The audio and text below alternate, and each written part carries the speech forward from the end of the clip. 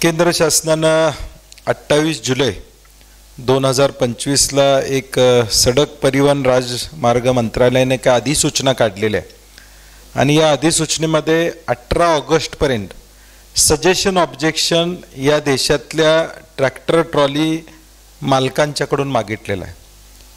हे suggestion objection किंवा ही अधिसूचना काय आहे मी पहिल्यांदा आपल्याला समजावून सांगतो। या अधिसूचनेच्या माध्यमातून देशातल्या प्रत्येक ट्रॅक्टर ट्रॉली मालकानं ट्रॅक्टरला GPS आधारित vehicle location tracking device VLTD बसवावा। म्हणजे प्रत्येक ट्रॅक्टर ट्रॉली मालकानं VLTD बसवावा या देशातल्या,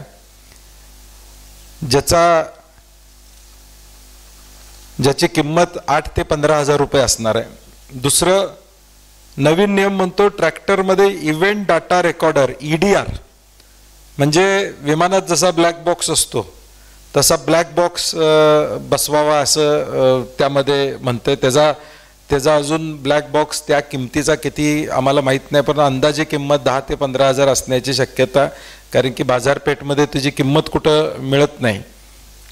आणि या RFID ट्रॉलीवर लावलेला असेल। दुसरा ट्रॉली आणि कपलिंग एक नव्या पद्धतीचं बसवा असं त्यांचं म्हणणं आहे। RFID रीडर जोडला पाहिजे असं त्यांचं म्हणणं आहे। तर हे 3 मुद्दे करत असताना या देशात जवळजवळ 90 लाख ट्रॅक्टर ट्रॉली आहेत। ट्रॉलींची संख्या माझ्याकडे आकडेवारी अधिकृत नाही आहे, परंतु किमान 90 लाख ट्रॅक्टर या देशामध्ये आहेत। त्यातले किमान 20 लाख ट्रॅक्टर या महाराष्ट्रामध्ये साधारणपणे आपल्याकडे आहेत।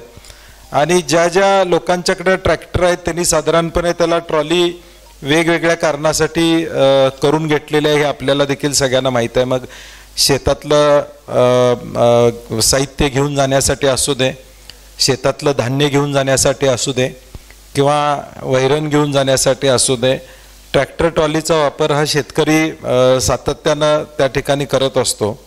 आणि म्हणून या सगळ्याचा विचार केला तर किमान शेतकऱ्याला 25 ते 30 हजार रुपयेचा फटका हा या ठिकाणी बसणार आहे। आणि पुढच्या वर्षभराच्या काळामध्ये हे सगळं लावावं या पद्धतीची ही अधिसूचना केंद्र शासनानं त्या ठिकाणी काढलेली आहे। त्यामुळं 18 जुलैला निघालेली केंद्र अधिसूचना याची मुदत 18 ऑगस्टपर्यंत आहे। म्हणून आज आम्ही पत्रकार परिषदेच्या माध्यमातून या राज्यातल्या शेतकऱ्यांना, ज्यांचा ट्रॅक्टर ट्रॉली स्वतःचे आहे, या सगळ्यांना आम्ही विनंती करतोय की आज आम्ही गुगल फॉर्म देखील सोशल मीडियावर टाकणार आहे। आमच्या सगळ्या सोशल मीडियाच्या हे लिंकवर तो गुगल फॉर्म असणार आहे, कारण की हे ऑब्जेक्शन या अधिसूचनेला 18 ऑगस्टपर्यंत ऑब्जेक्शन केंद्र शासनाकडे पोचावेत असं केंद्रानं सांगितलेलं आहे। आणि ती ईमेलद्वारे किंवा पोस्टाद्वारे, आता पोस्टानं पत्र पोचेपर्यंत 18 ऑगस्ट तारीख कदाचित निघून जाईल। ज्यांना पोस्टानं शक्य आहे त्यांनी पोस्टानं पाठवावं, परंतु ज्यांना ईमेल करून पाठवावं। आणि म्हणून ही प्रेस कॉन्फरन्स आम्ही घेतलेली आहे की तुमच्या माध्यमातून हा एक अन्यायकारक कायदा जो पाहतोय, म्हणजे अजून कायदा झालेला नाही, या कायद्यासंदर्भातल्या सूचना शेतकऱ्यांनी आणि लोकांनी, यातले स्टेक होल्डर जे आहेत त्यांनी त्या ठिकाणी द्याव्यात अशी सरकारची अपेक्षा आहे। आणि म्हणून हा विषय 18 जुलैला आल्यापासून अजून लोकांच्यापर्यंत पोचलेला नाही आहे, तो सामान्य जनतेपर्यंत जावा, नाही तर उद्या केंद्र शासन म्हणाल आम्ही अधिसूचना काढली त्याला सजेशन ऑब्जेक्शन काय आलेच नाहीत ऑब्जेक्शन। त्यामुळे आम्ही याची अंमलबजावणीचा प्लॅन त्याने ऑलरेडी त्या अधिसूचनेमध्ये टाकलेला आहे की पुढच्या किती वर्षभरामध्ये ही सगळं अंमलबजावणीवर आहे। तर या GPS ट्रॅकर किंवा ब्लॅक बॉक्स हा ट्रॅक्टर ट्रॉलीला बसवायची ही कुणाच्या डोक्यातनं सुपीक आयडिया आली माहीत नाही, परंतु याला शेतकरी म्हणून आमचा प्रखर विरोध असेल। एका बाजूला शेतकरी आर्थिक अडचणीत आहे, त्याची कर्जमाफी होत नाही, आणि दुसऱ्या बाजूला हमीभाव मिळत नाही। अशा परिस्थितीत आणखीन 5-25 हजारचा बोजा हा शेतकऱ्याच्यावर टाकला जातो, आणि म्हणून त्याला ऑब्जेक्शन घ्यावं या दृष्टीनं आज आम्ही लोकांना आवाहन करतोय।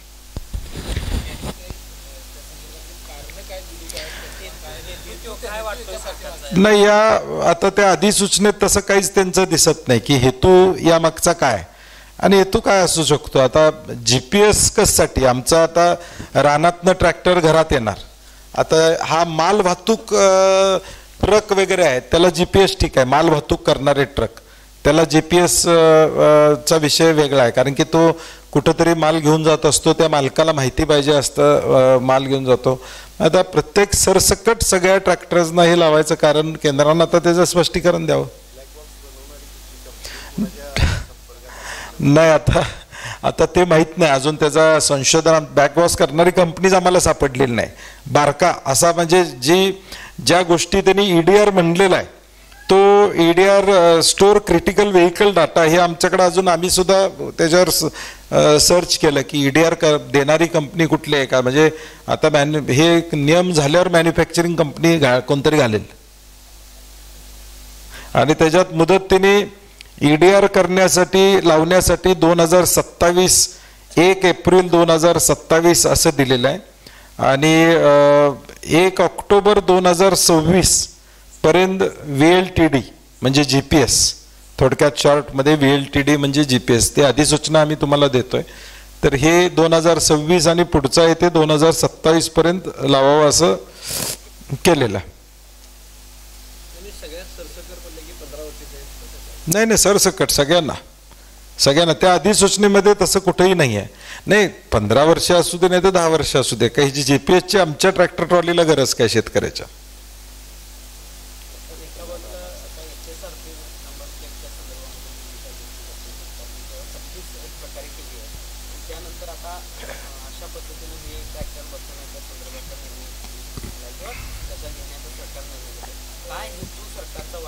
नाही कारण नसताना आता काय सरकारच्या सगळी धोरणं कॉन्ट्रॅक्टर धार्जिन आहेत, म्हणजे कुठलंही धोरण शासनाचं बघितलं ते कॉन्ट्रॅक्टर धार्जिन असते आणि म्हणून हे गरज नसलेलं तुम्ही म्हणजे आता ते VLTD खपवायसाठी आहे का, ते EDR खपवायसाठी हे सगळं चाललंय का असा प्रश्न पडतो. कारण ट्रॅक्टर ट्रॉलीला गरज काय याची अजून आम्हाला कळालेलं नाही, म्हणजे शेतकऱ्याला सुद्धा कळालेलं नाही, आम्हाला सुद्धा कळालेलं नाही की ट्रॅक्टर ट्रॉलीला हे GPS बसवायची आवश्यकता काय.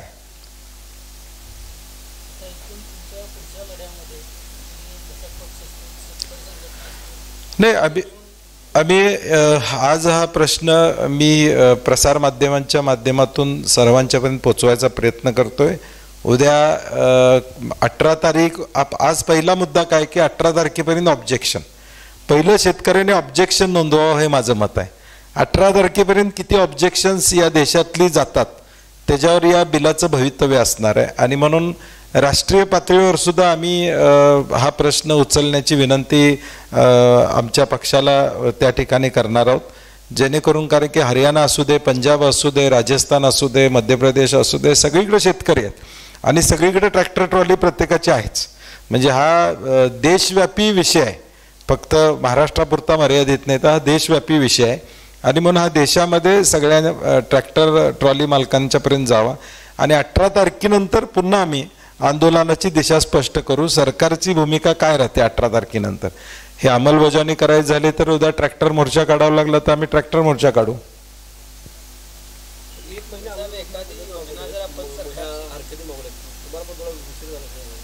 नाही आम्हाला कळालं तरी ना, आम्ही आज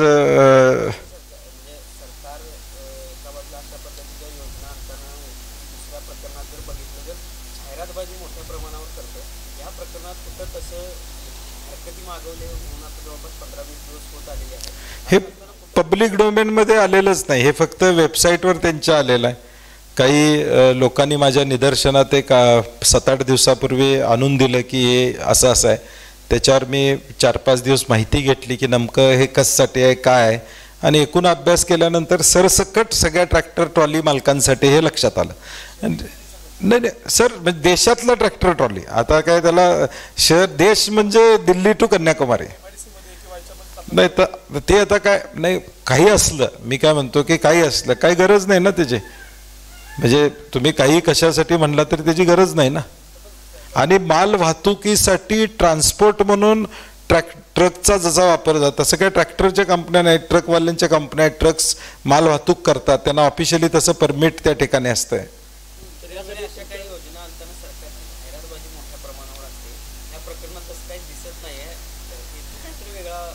नाही, मी म्हटलं तसं कॉन्ट्रॅक्टर धार्जिन हा विषय असण्याची शक्यता नाकारता येत नाही. तेव्हा आजच्या प्रेसनंतर सरकार यामध्ये काय, राज्य सरकारनं देखील भूमिका घ्यावी, केंद्र शासनानं देखील यामध्ये नेमकं हे कशासाठी आणले हे लोकांनी. परंतु शेवटी आज उद्या असं होईल की 18 ऑगस्टला मुदत संपल्यावर आमच्याकडे ऑब्जेक्शनच कुणाचे आले नाहीत, सरकार म्हणू शकते. आता ह्याची प्रसिद्धी काही त्यांनी दिलेली नाही. म्हणजे आता तुम्हाला देखील माहिती आहे का नाही मला माहीत नाही, म्हणजे प्रसिद्धी कुठंच याची झालेली नाही. आणि त्यामुळं किमान आज तुमच्या आजच्या या प्रेसमधून लोकांच्यापर्यंत हा विषय जावा असा आमचा उद्देश आहे. नाही, आता म्हणून पोस्टानं आणि ऑनलाईन असे 2 प्रकार आहेत त्यातले. त्यांनी ईमेलद्वारेच सांगितलेलं आहे. त्यांच्या नोटिफिकेशनमध्ये जे काय म्हणलेलं आहे की त्यांनी ईमेलद्वारे ऑब्जेक्शन घ्यावेत किंवा पोस्टानं पाठवावेत. त्यामुळे आता पोस्टानं पाठवायला वेळ फार कमी आहे, त्यामुळं ईमेलद्वारे किमान ते पाठवावं असे म्हणून आम्ही एक गुगल लिंक आता तयार केलेली आहे. आज ते आम्ही सोशल मीडियावर टाकतोय आणि त्या ईमेलमधून सर्वांनी जेवढ्या लोकांना देता येईल तेवढा रिप्लाय द्यावा.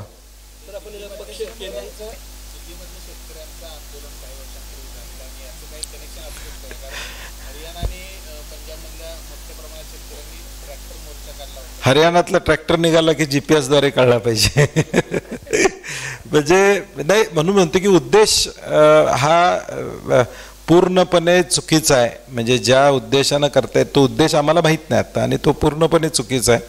ट्रॅक्टर ट्रॉली मालकांच्यावर अन्यायकारक आहे, शेतकऱ्यांच्यावर अन्यायकारक आहे.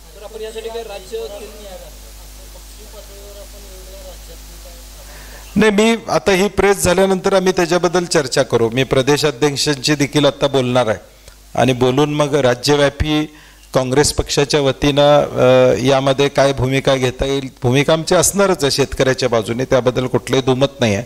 परंतु देश पातळीवर देखील हा प्रश्न गेला पाहिजे अशी आमची भूमिका आहे.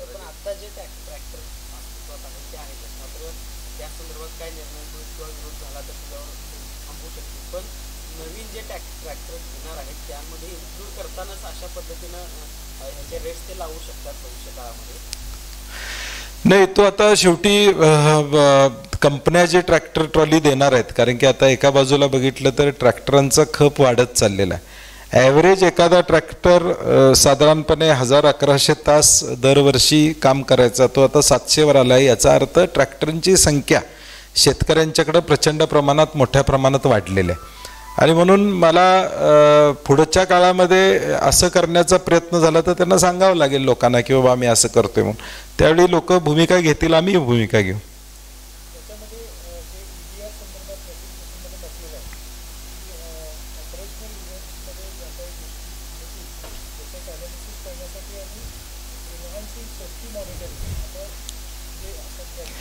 नाही, मला काय म्हणायचं आहे की 1 कोटी वाहनांचं सेफ्टी मॉनिटरिंग केंद्र शासन कसं करणार आहे.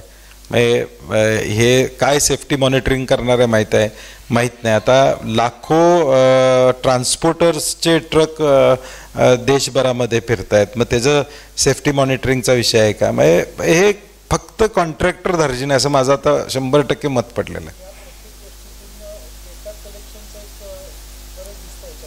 नाही, तेही होऊ शकते, डेटा कलेक्शन होऊ शकतं, किंवा त्या शेतकऱ्याचं रुटीन काय आहे हे कळू शकतं, त्या शेतकऱ्याचं लोकेशन काय आहे हे देखील उद्याच्या भविष्यकाळात या सगळ्यातून माहिती या ठिकाणी मिळू शकते.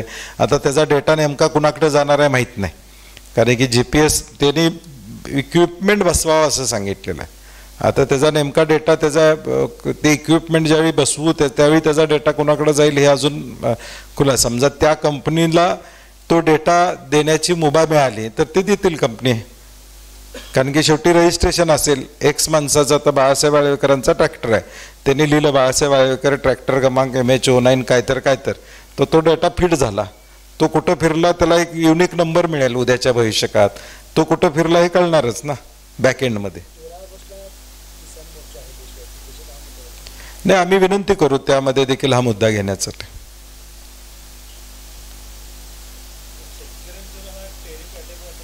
आहेच ना. आता म्हणजे 25 ते 30 हजार मिनिमम खर्च हा शेतकऱ्यावर भुर्दंड बसणार आहे, आणि अनावश्यक भुर्दंड का बसवते केंद्र शासन हे आम्हाला कळत नाही.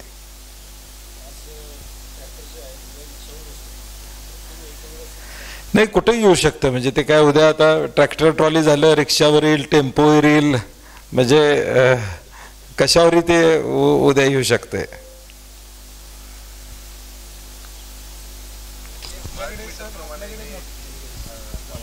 हां, म्हणजे स्मार्ट मीटरची आम्ही ज्यावेळी प्रीपेड मीटरला विरोध केला त्यावेळी सरकारनं सांगितलं स्मार्ट मीटर बसवणार आहे, प्रीपेड नाही. तर ते स्मार्ट शेवटी प्रीपेड करायची मुभा उद्याच्या भागात तंत्रज्ञानाच्या माध्यमातून होऊ शकते. तसं